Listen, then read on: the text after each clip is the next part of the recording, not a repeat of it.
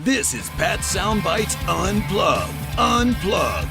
The podcast where all the artists go to tell it as it is. Careers, music, tours, and more. And here's your host, the man that refuses to eat squid, Pat Calamari. Yes, sir. Pat Calamari here, host of Pat Soundbytes Unplugged podcast. Boy, do I got a good one today as we creep closer to episode 100, and it's not even a year yet. And episode number 95 is sure a great one. Something that I've been looking forward to for over many years. When you get an email that says you want to interview Mark Mangold of American Tears and Touch and Drive, She Said, and my goodness, an accomplished singer, songwriter, and one of the best keyboardists around the rock industry, starting in the early 70s. I mean, how many people put together a keyboard trio? We have such a great chat about the early music, about how he got started, and we just go right through his career up until now. American Tears was phenomenal when they came out back in, I want to say, 74, 75. And like any other band, it had a few hiccups, and it led to the formation of a great band called Touch. My goodness, don't you know what love is? I want to say 1980. And that song rocked. And, well, fast forward to 2018, Mark reformed the band American Tears. Unfortunately, original lineups have changed a few times, but he got some guys back, and they have put 3 albums out so far since 2018. Hardcore, White Flag, and now this one, Free Angel Express, and this thing rocks. As I said to Mark, fasten your seatbelt, this thing's great. Starting with track number 1, Sledgehammered.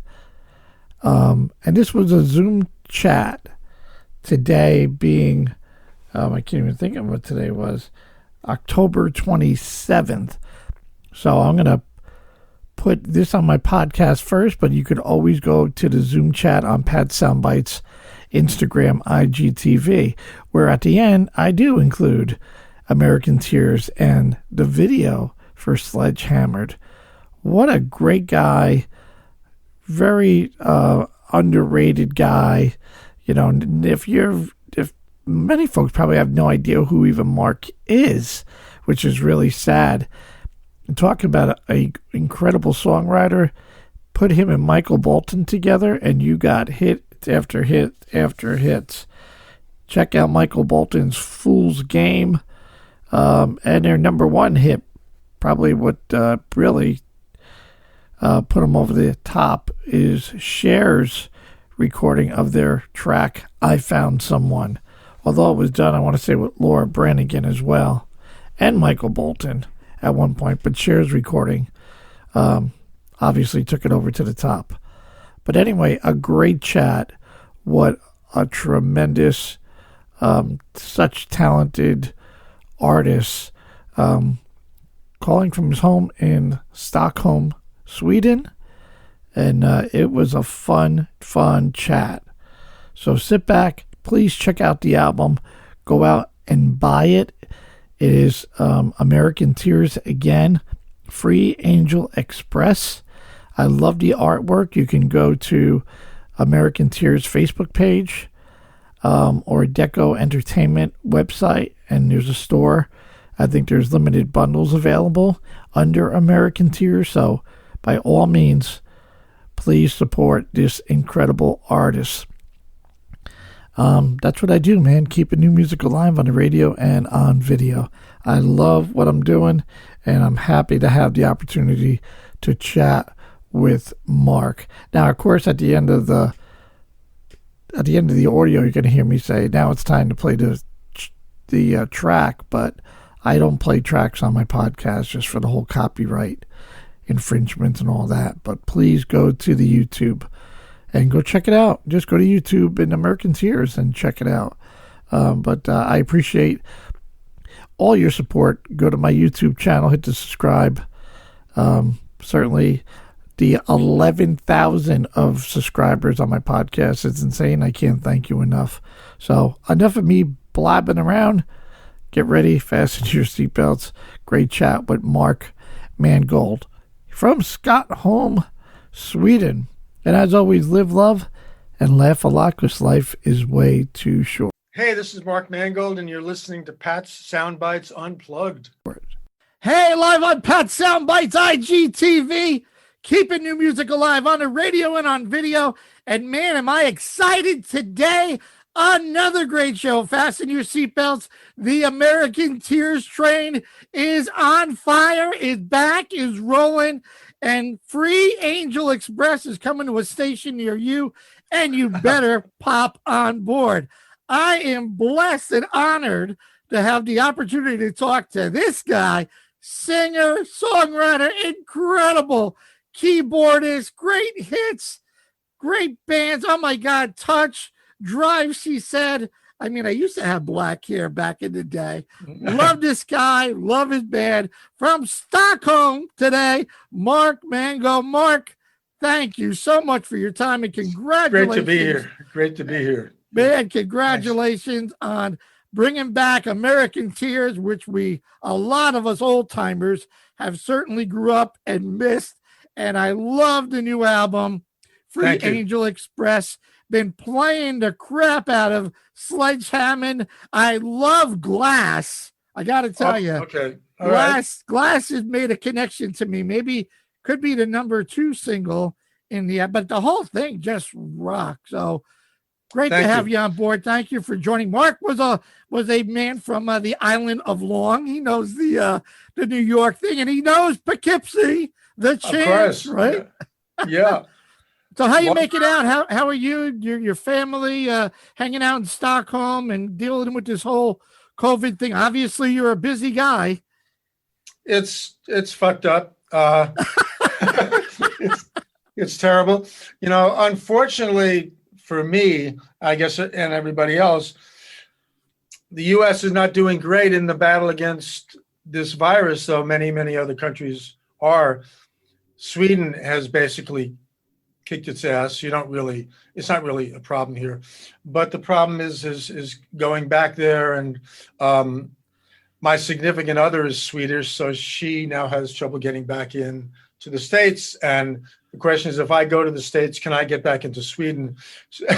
It's a whole mess. Plus, the whole paperwork thing in the U.S. is also pretty antiquated too. So it's just not a good situation. I miss my family a lot.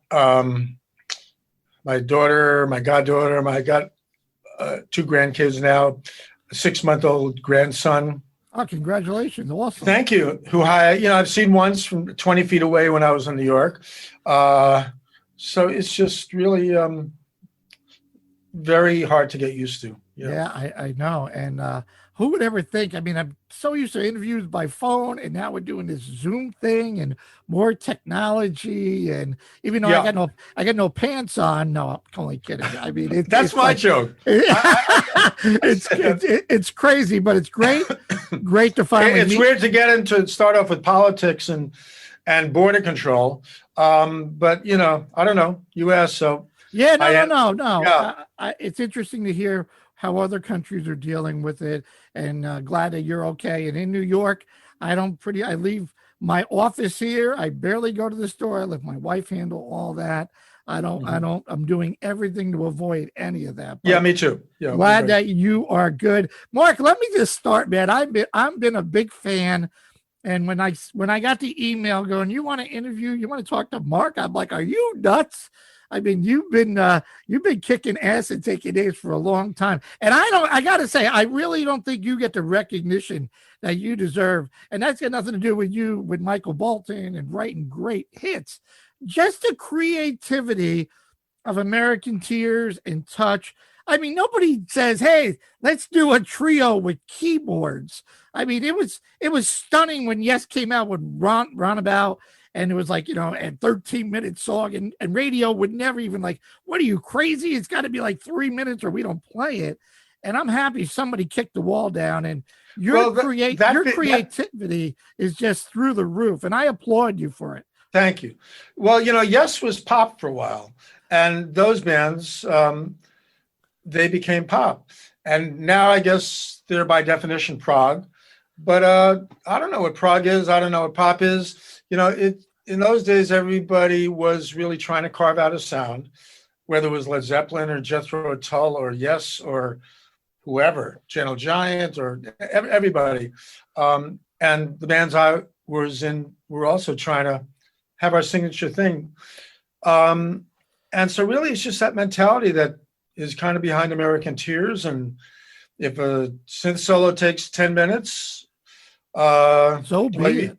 Or if you had coffee and it's 4 minutes, it depends on your mood.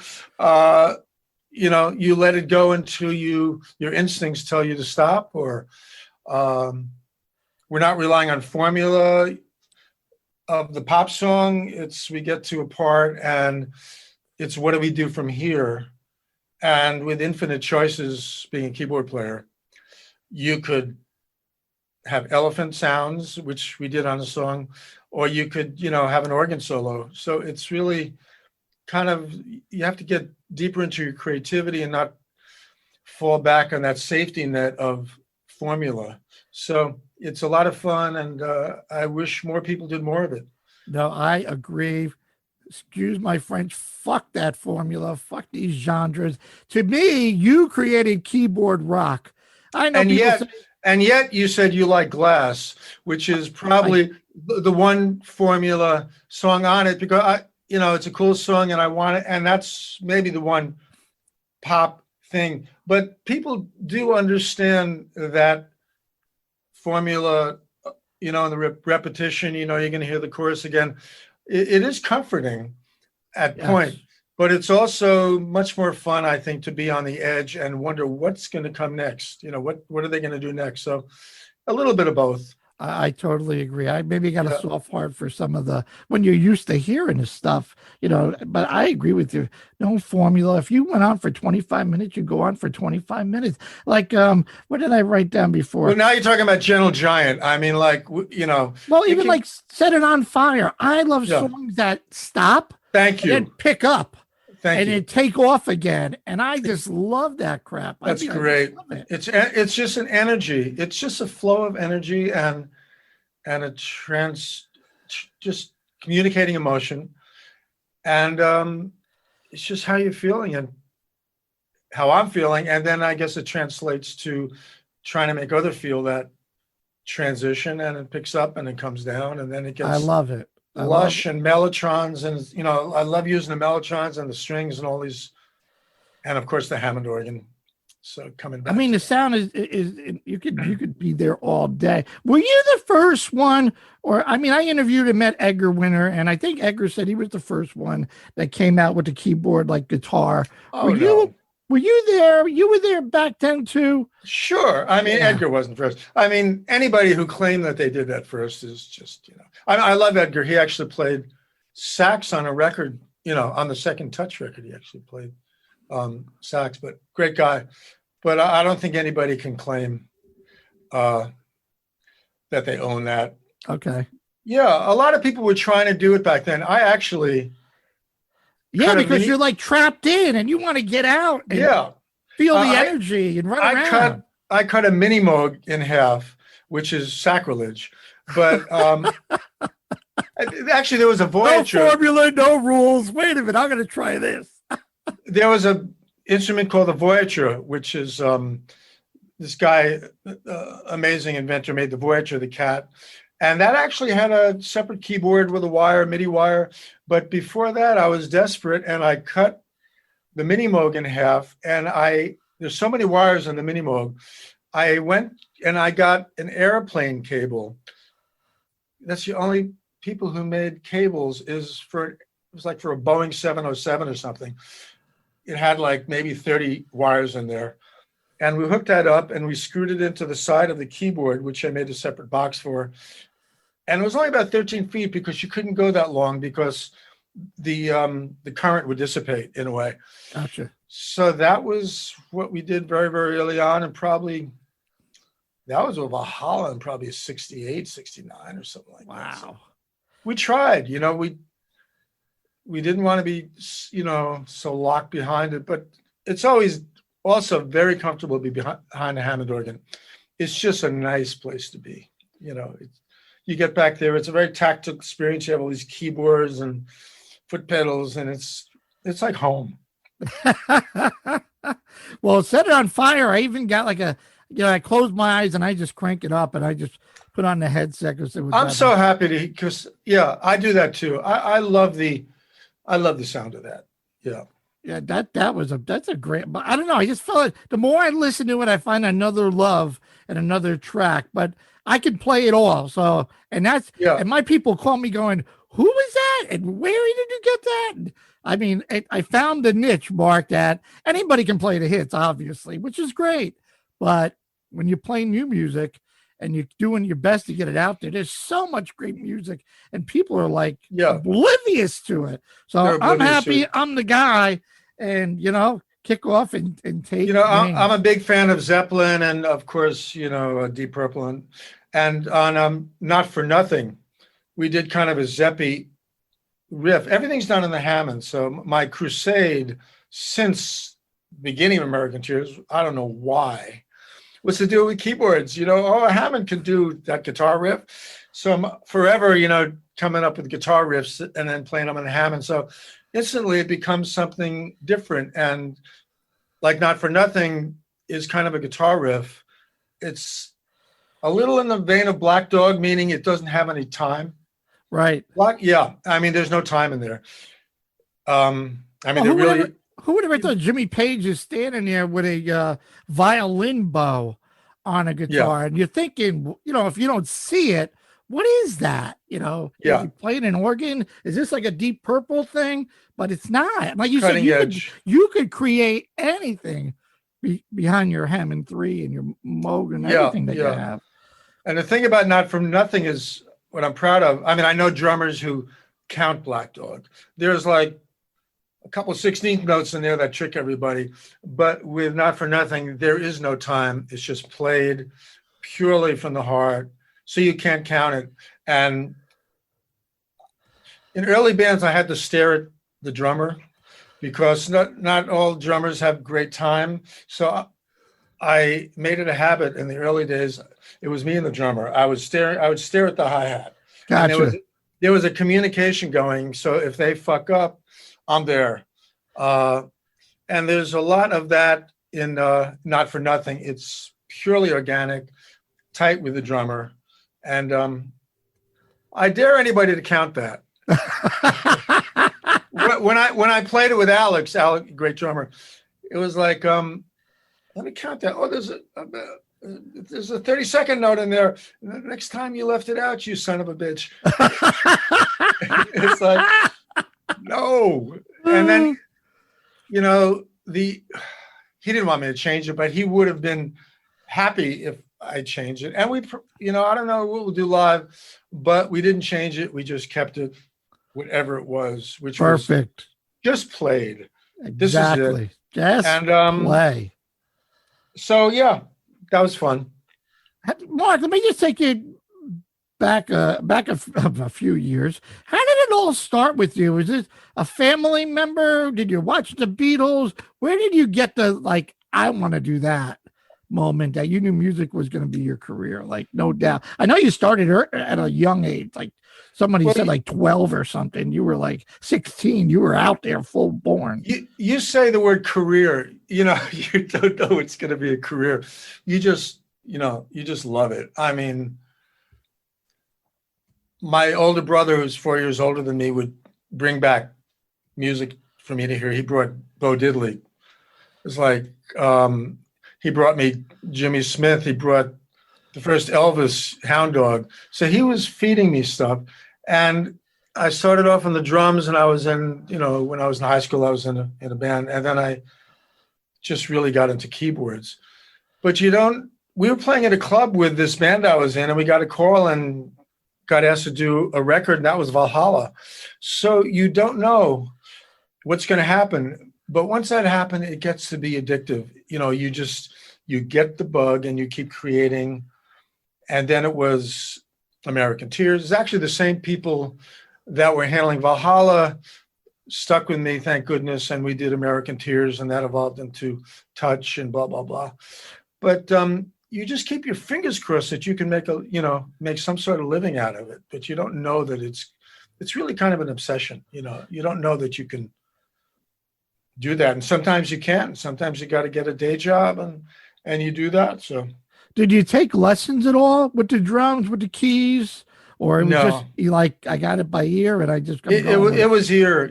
Fortunately we had a piano in my house. So I used to play that piano, and I started off with a Lowry organ. Then I saved up and got my beautiful blonde C3 Hammond. And when a keyboard was invented, because they didn't exist. The Mini Moog was monophonic, it had one note. The ARP Odyssey was monophonic, it had one note. So as a keyboard player, you're waiting for the stuff to be invented. And then the ARP strings were invented, which was polyphonic. And Gary Wright did a lot with that, with Dreamweaver and everything like that. So every time something was invented, we'd get it. And now that everything's polyphonic, it is just wonderful. But we were kind of waiting for the stuff to be invented in a way. Where did you get the idea of the trio with the keyboard? I mean, you got to be the first one that says, "Hey, we're attacking." For some reason, I've really just been dedicated to this keyboard crusade. I have no idea. Were people always trying to put your band, like American Tears, something like an ELP or a little bit, Yes, or this was, some of it was before Yes, some of it was at the time of Yes. Now if you have a grindy Hammond, it's John Lord. I mean, that's John Lord. But everybody was doing it kind of. I used to live 15 minutes away from this place called the Action House. You know the Action House? No, I do not. That's where the Rascals started. That's where Vanilla Fudge started. Ah, my man, Carmine. I mean, the Vagrants, the Illusion, all those bands were playing at the Action House, and they were all Hammond organ. And I was in a band called the Gathering Storm then, and that had an influence on me. But it was just an amazing place to be. Billy Joel would play there when he was in Attila, and then he was in the Hassles. He was in a couple of bands, local Long Island bands. But what a great, fertile musical stomping ground to grow up in. So I was kind of fortunate to be surrounded in it. I'll have to mention that to Carmine. Carmine calls me every Thursday. So shit. Yep, he calls me. I am one of 11 DJs around the country that he calls and just says, "Hey, this is what I'm working on. What's going on, brother?" He calls me. Mention the Action House. I definitely will do that. He'll do 20 minutes on the Action House. That was where it was all happening. I mean, Mark says you remember the Action House. Come on, tell me about this. Yeah, place. I mean, it would be Vanilla Fudge, Keep Me Hanging On, and then the Rascals would headline, and the Vagrants would be opening up. The Vagrants with Leslie West's first band. Oh yeah. Before Mountain. Before Mountain. It was. Yeah. He and his brothers were the Vagrants, all on Atlantic Records. What a night! It was insane. And then you got this band Touch, and everybody fell in love with Touch. And I'm like, I said, I got to ask about Touch. Holy crap. That was such a great band. And thank you. I'm like, what? Where did it go? What happened? No. And you just made my day even more explosive when you said, and I'll share with everybody, that Mark has already announced that Touch has a new album coming out. And I'm like, Christmas this year sucks. But musically, this is awesome. So talk to me about Touch and talk to me about. I just posted our first mix called Tomorrow Never Comes. I'll send it to you. Yes, please. It's been getting really nice response. on YouTube. I didn't know so many people were kind of waiting. Like in 2 days, we got like 2,000 views on YouTube. It's like, Oh yeah. where are these people? Japan. I mean, all over the world. So I will send that to you. Please, spread that news. When we're done, I'll give you my email and everything. But I would love to hear. We're very proud of that. Well, the thing about Touch is, it was the same band basically on the third American Tears record as Touch was. We got kicked off of Columbia. We renamed ourselves. Doug Howard joined the band, and we changed the name of the band to Touch. But it was such a joy to have 3 really good singers in the band. I was going to say the harmonies were just out of sight. It was really rebelling against doing 3 records with me singing alone, playing keyboards, no help from those fucking guys. They played, and virtuoso players for sure. But it was very, lonely in terms of generating all that sound. And then it was Touch, and the pendulum swung, and it was like, okay, guitars, harmonies, 70 tracks of harmonies, we're just going to go in the opposite direction. So, and fortunately, everybody's still singing and playing great. Craig has not been singing for a while, so he has maintained his voice. Wow. Well, some guys lose their voice, but all these years later, I'd say he's singing better than ever. He's hitting. If you listen to the song I just posted, Tomorrow Never Comes, it starts off with like a high G, which is like, in bird world. So he still can do it. So he's still singing very well. How are you taking care of? I always ask the Paul Rodgers, the Glenn Hughes, the Mark Slaughters, great vocalists out there. How do you prevent any injuries with your voice? Those are real singers. I'm not a real singer. Oh, come on. Are you kidding me? I'm just faking it and getting by. Really.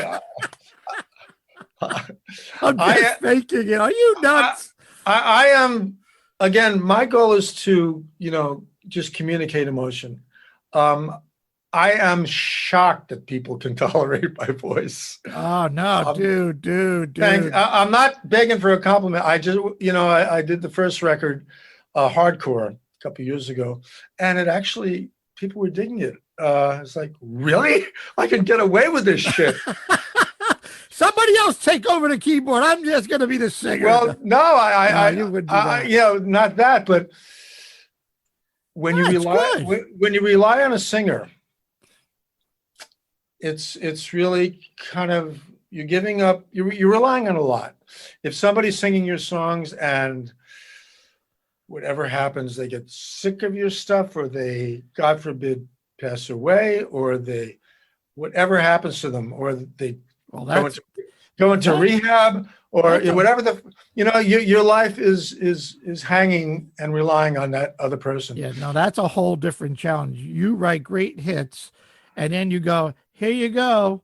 And they got to believe in it. They got to feel it. They got to love it. Then they go, well, let's try this, try that. It's really not their baby. It's yours. Well, so I was blessed to work with Al Fritsch. We did 6 records with Drive, she said. And of course, Craig's awesome. And I'm a slave to his songs. He wrote a couple on this new record, and he's a slave to my songs. I mean, it's reciprocal, and you kind of do with the other person. You kind of, become their vehicle in a way. And that's kind of the give and take of it all. But I would love to have a high range like Ian Gillan, or David Coverdale. I mean, that's what I'm missing in my voice, is that I could kind of fake it, but God and DNA did not give me that. So I just convey emotion and have my, I don't know. I think I make up for that lack of Michael Bolton resonance with my emotion in some sort of way. But I wish I had that. It amazes me. I got to hang. In fact, I interviewed Paul, and it was my birthday. He sang me happy birthday. He is basically my favorite. He is like, I said, Paul, how do you do that? And he said, lots of sleep, Obviously no drinking, none of that crap, and working out and lots of sleep and lots of water. And what a terrific, I mean, Velvet. I'm like, Paul, this is like insane listening to you. Just a totally amazing. You mentioned Michael Bolton. How did you hook up with that guy? And how did you come up with this creativity of what a connection of writing great songs? Again, I don't think you get enough credit for the work that you have put out there throughout your career when it first started. Well, thank you. With Michael, Louis Levin, his manager, was into touch. And I got a call from Louis one day. He's like, do you want to work with Michael? This was before Michael had his deal on Columbia. And we wrote Fool's Game, and that happened. But I must say there was a place in New York City called the China Club. You know the China Club? I don't, but I've heard of it. And Nirvana, and there were hangs, and everybody was at the China Club. And Thursday nights there was a jam at Nirvana, and it could be David Bowie or Mick Jagger or Michael Bolton or the guys from Danger Danger. That's how I met Aldo Nova at China Club, actually. And in like 2 nights, I met guys that gave me like 3 years of work. I met Michael one night there, and then I bumped into Aldo, and I wrote a bunch of stuff and went up to Canada and worked with Aldo. So it was something that doesn't exist anymore. A go-to hang where you know that these people of like mind are going to be hanging. It was beautiful. It was mind-blowing. It just doesn't exist anymore. But I see this whole trend of super groups. Everybody, there's a bunch of them that guys are just merging with other guys and just coming out with different creativity of, I mean, Black Swan, Robin McCauley, and Jeff Pilson, and Reb Beach, and Matt Starr, 4 accomplished guys, but come together, and you got Black Swan. I mean, a whole Frontier. I'm sure you're familiar with the whole Frontier music. And a lot of that, and I'm like, wow. But the sad part about it is, Serafino loves to put that stuff together. I mean, I love that, but I want to see the tour. And when you got Jack Blades and Doug Aldrich and Dean Casanova of their group, Revolution Saints, you know, everybody's doing their own thing, and you're never going to see that. I mean, it's a quick. I don't want to say it's a quick money maker, but it sounds like more of a quick money maker. They write great music, all of them, but it just there's a lot of that going on today. But I mean, with I don't know how much of a moneymaker it is. I mean, the genre is very limited. It's very hard. It's way different than it used to be. So it's definitely a creative endeavor that they're enjoying the process as well. And then you kind of put it out, and there are those people who gravitate towards it, but it's almost like a cult. It's almost like a cult. And a lot of it, Serafino put together this band, The Sign, that I was in with Terry Brock from Strange Ways, and Bobby Rondinelli played drums, and Randy Jackson from Zebra. Oh, you had a hit. You had and Billy Greer from Kansas. I got to say, Billy. So, oh my God, Billy's great. And that was Serafino who put us together. We did 2 records, and it's really a great record. I hope What's the track I'm thinking? There's a track that went on. I don't know if MTV. Or there's a track that The Sign that your band, that band put out. Oh my God, I can't think. I'll think of it after we get off the thing. But and then Drive, She Said. Oh, go ahead. I'm sorry. Go ahead. No, I'm listening. Drive, She Said. Where did that name come from?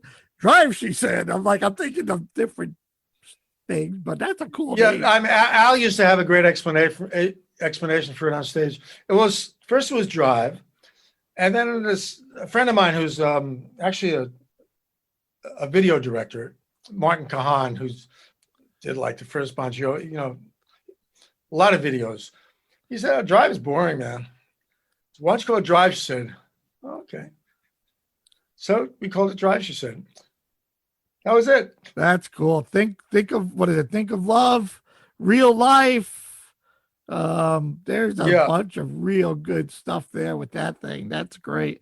And then you did your own solo thing. I got Lift, Mystic Healer. Was that your second one? Mystic Healer was with If Todd You Ever Guggen. Fall. I remember that. If You Ever Fall, right? That's John Norum's sister, actually, Tona Norum. Okay. Oh, that's right. Mystic Healer did that as well. But the first person to release that was Tona Norum in Europe. And Mystic Healer decided to do that as well. That was Todd Guggen singing. Great singer. Great singer. Yeah. And your first one was Lift. I mean, what made you said, look, I'm going to do my own thing compared to, a band thing? Did you just want to just try it out and say, look, what can I do here? That was, I'd say, more piano oriented. I really just was deep into the piano and what's his name? Mark Cohen and those guys. So it was a bit of a right turn, but at the time it was kind of a bit more what was happening. Maybe it was even Bruce Springsteen and long, kind of folky kind of songs as well. So that was an interesting time. Where do you find your inspiration, Mark, when it comes to songwriting? Forget Michael, just your own. When you're behind the Hammond, where does it come from? Does it start with you're playing a chord on the keys, or you're thinking of a sound, or you're writing lyrics down? How does it all start for you? Every which way. Yeah. Every conceivable way. Sometimes, you're playing. This morning I woke up and I had a melody in my head. I heard it. It's like, what is that? It was original. I recorded it this morning. I don't know where it came from. That happens sometimes. Sometimes you dream something. Sometimes you just come up with a lick. You're playing an instrument. Sometimes you're fooling around a synth, and there's a sound in the synth, and all of a sudden these sounds kind of really provoke you to play certain things that you might not have played had you not been hearing that sound coming at an instrument. So that becomes something. And a bunch of the American Tear stuff is like that. It'll be stumbling over a sound and then it turns into something else. And of course the Hammond organ is just a beautiful, beautiful sound. But sometimes it's weird. Okay. I'll have a dream and I'm in the audience watching a band on stage. I was with the Stones once, and I'm hearing the song, and then at a certain point in your dream, you realize, holy shit, I'm thinking of the song. This is my dream. This is a great song. And then you kind of, where's my little tape recorder? I have a little tape recorder, and you mumble into your tape recorder, and you have no idea what you were singing in the morning. And you try to remember it, but a lot of it just happens every which way. And I kind of believe that you're channeling from another place, sometimes another dimension. Sometimes I feel it's a gift from somewhere. Sometimes I feel maybe it's some frustrated, deceased musician who's looking around, how can I get my shit out there? There's a guy right there. Wait, that guy. I mean, there's Eddie Van Halen, let me get it to him. He's going to get it out the best he can. And then there's this, asshole Mark Mangold. He's got a hit. He's really dedicated. He's almost obsessed, but, so. I know if I eat ice cream before midnight, before I go to bed, I'm in La La Land dealing with all these people. And I get to the point where I'm at a business meeting and I go, hey, before you go, can I get your business card? Because I want to bring it back. And the minute he gives me the card, I go, I'm trying to grab it. I wake up and my wife's like, what the hell are you doing? I'm like, I totally believe. For me, it's pizza and, spicy food. Oh, okay. And I say that to my... Me is all dairy. My girlfriend's sitting right over there, and I said, "You had weird dreams?" I said, "Yeah, pizza last night." But me is always ice cream or some dairy.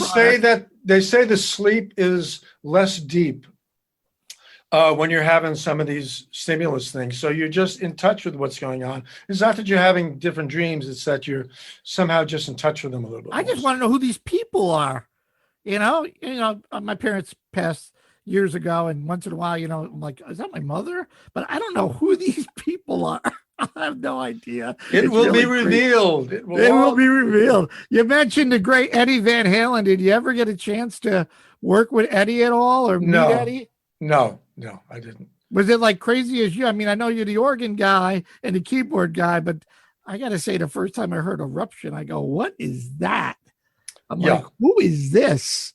You and a lot of people. I mean, I've seen so many articles now about Eruption. It's amazing. Yeah, of course I respected it. And what's really cool is there are some guitar plugins that are happening now that a keyboard player can play that sound exactly like a guitar. So it's a good day. Well, Carmine was telling me Eddie was a big fan of his band Cactus.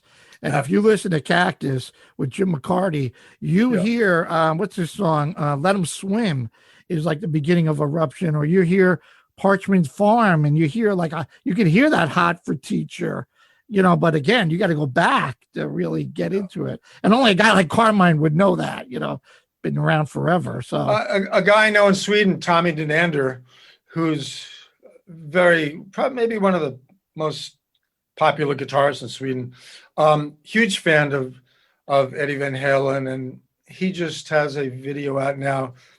He met Eddie when he was like 15 and 16 and snuck into the hotel and became a fan, and then became friends with the band. And Tommy's guitar playing is very much Eddie Van Halen. He really made it his life's work to be able to do that stuff.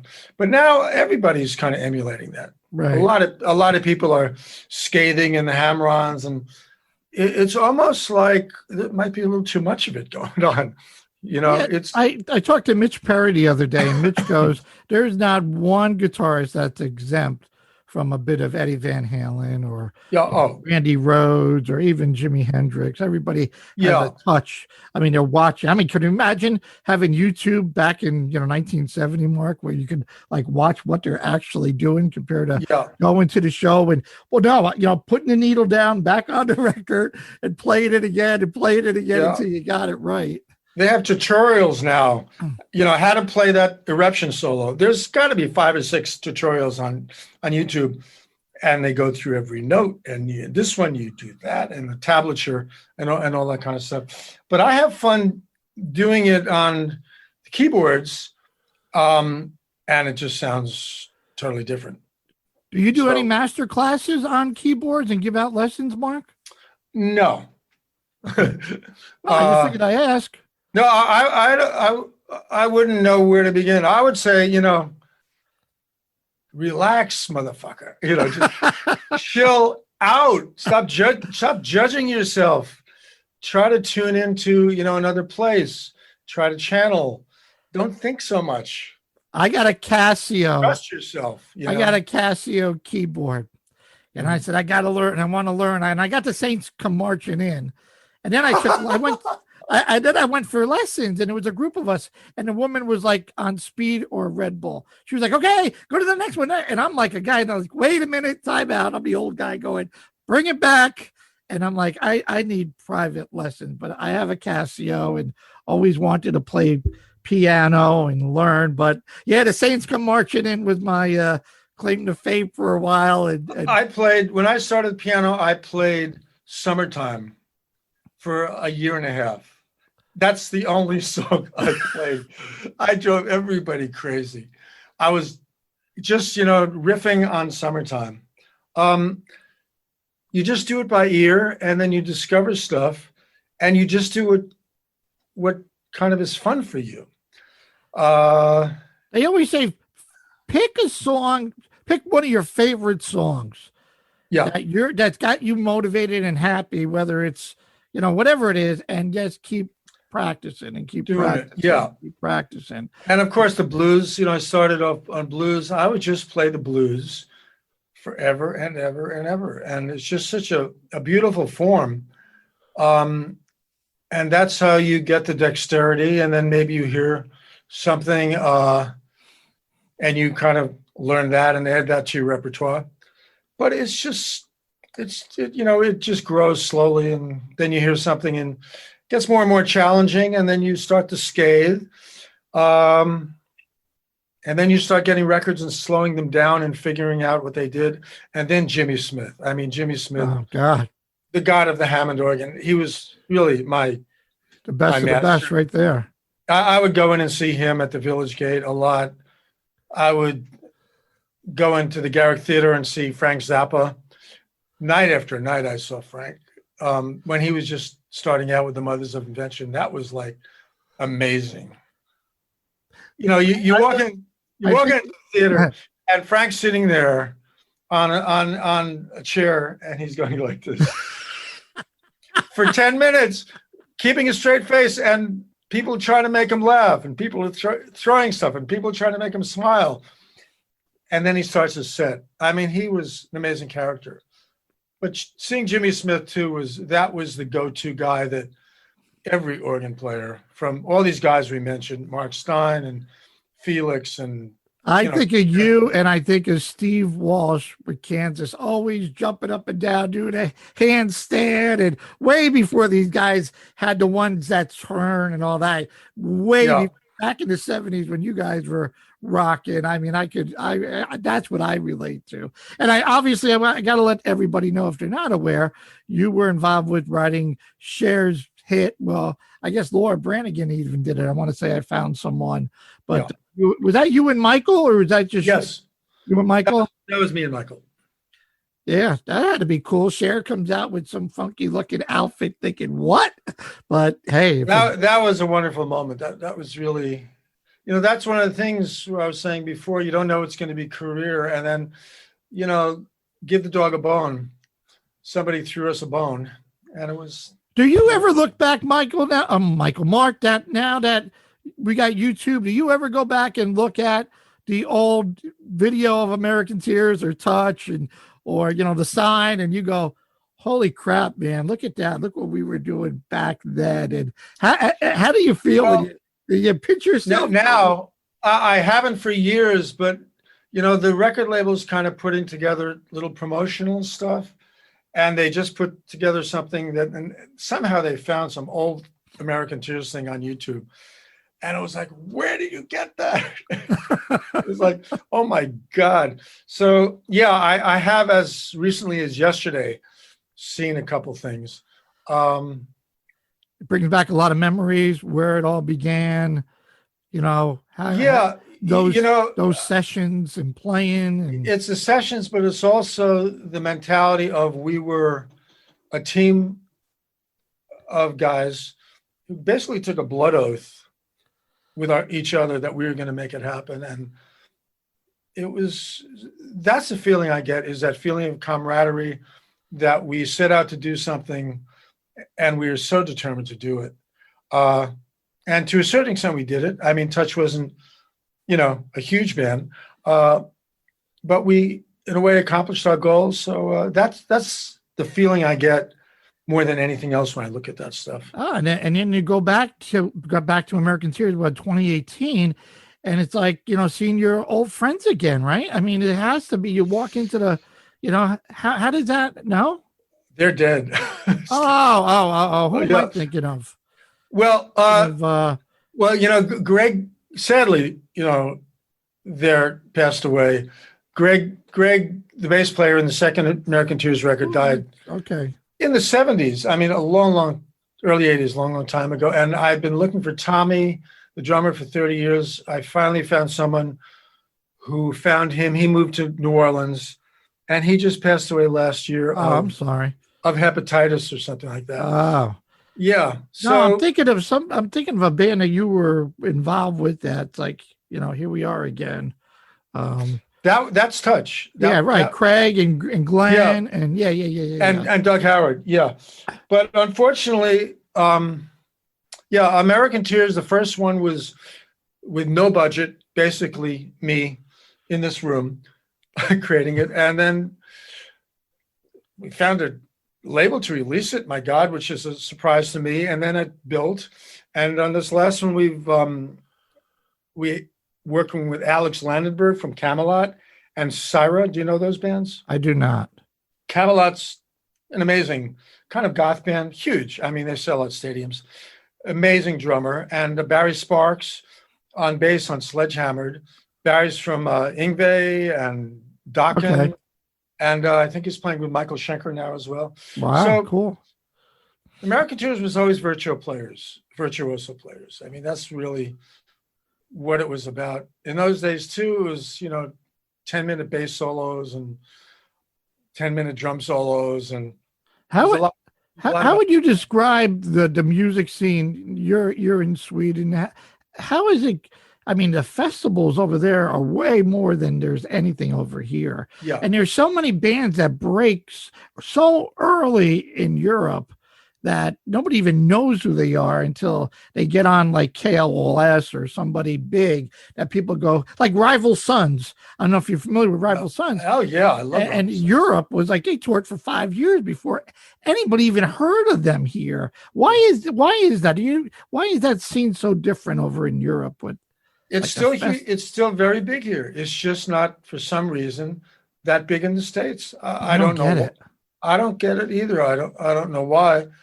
But yeah, besides being the new bands, there's many generic bullshit bands playing old Whitesnake for the 1,000th time, rewriting it, or playing a new Foreigner song that's not Foreigner, but sounds exactly like Foreigner.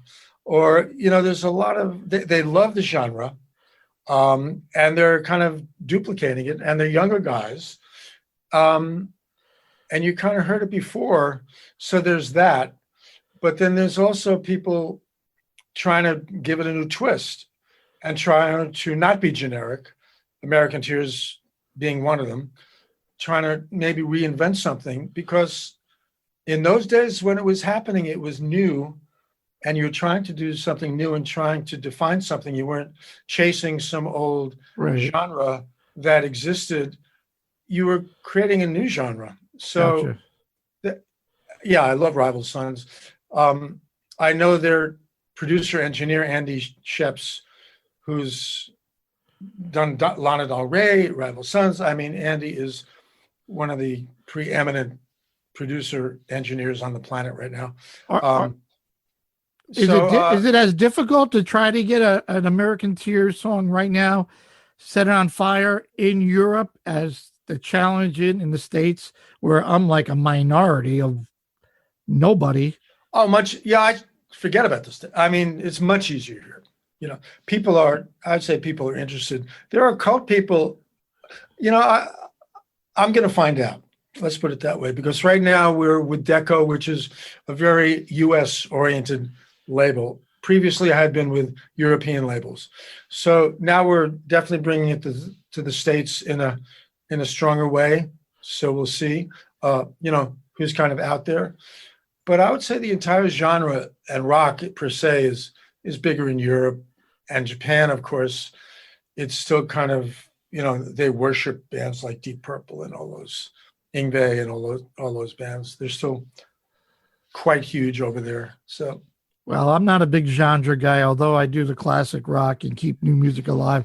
But I will say, I think of you and I think of keyboard rock. If there's a genre, you're the guy that started the whole keyboard rock, because there's nobody that comes close to American Tears back in when it started. And I am so happy to hear Free Angel Express and cranking it up. And I plan on playing the shit out of it on my station and put it on the rotation and get the people to listen. The artwork, I got to say before I let you go, the artwork, man, I love the train. Isn't that great? Love the artwork. Is that important to you to try to find something to reflect the content of what you're about to hear? The train's coming. The first song you hear is Sledgehammered, and you go, fasten your seatbelts. The artwork is like one of my favorite parts of doing records. I just love being involved in that. Stan Decker is the guy who did that. Beautiful. Stan Decker, I think, is just the best artist out there. He's doing a lot of stuff. He just did the new Blue Oyster Cult cover. I mean, he does tons of stuff. He is a genius.